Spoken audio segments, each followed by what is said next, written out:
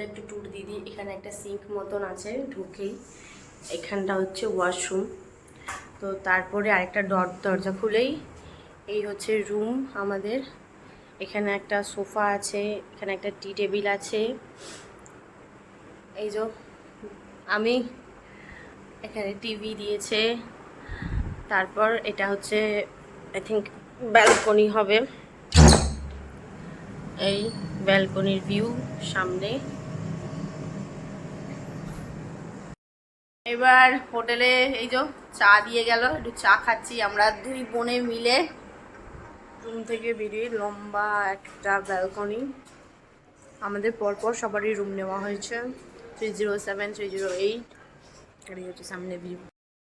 ওখানে রেস্ট নিয়ে নিয়েছিলাম, এবারে আমরা যাচ্ছি একটু একসাথে ব্রেকফাস্ট করতে।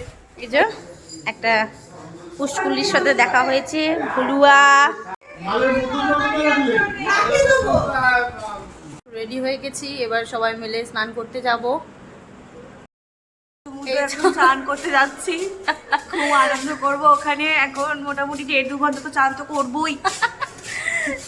আমরা এখন সত্যি চান করতে যাচ্ছি, সব রেডি রেডি হয়ে। বাকিরা সব পেছনে আছে, আসছে ওরা। আমরা সমুদ্রে চলে এসেছি স্নান করতে।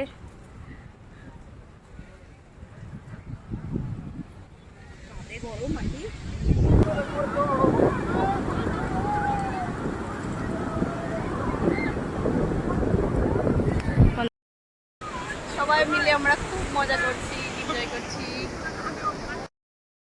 সমুদ্র থেকে এলাম স্নান করে, আবার বাথরুমেতে এসে স্নান করতে হলো। পুরো চুল ফুল পুরো বালি দিয়ে ভর্তি হয়ে গেছে। তো আমরা যে রুমটা নিয়েছি সেই রুমেতে রান্না করার ব্যবস্থা আছে। তো এখন এই খাবার এবার রেডি করবে। এই যে আমরা সবাই রেডি হয়ে গেছি, এবার সি বিচে যাব সবাই একসাথে মিলে।